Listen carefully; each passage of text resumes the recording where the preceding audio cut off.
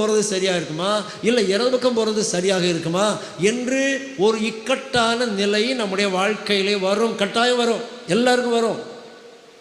அப்படி வரும்போது நம்மை வழிநடத்துவதற்கு எது தேவை தெரியுமா? கர்த்தருடைய வசனம் தேவை. அந்த வசனத்தை வாசிங்க, நான் வாசிக்கிறேன் பாருங்கள்.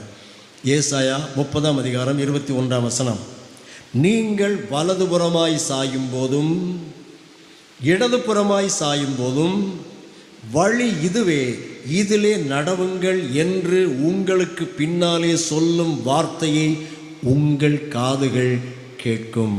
அல்லேலூயா. நம்முடைய காதுக்கு ஒரு வார்த்தை வரும். ஒருவேளை அறியாமல் தான் ஒரு தவறான பாதையில் போகிறோம், உண்மை புரியாமல் ஒரு தவறான பாதையில் செல்லுகின்றோம். அப்போ பின்னால் இருந்து ஒரு சத்தம் கேட்கும். என்ன சத்தம்? வழி அதெல்லப்பா, இந்த பாதையில் போ.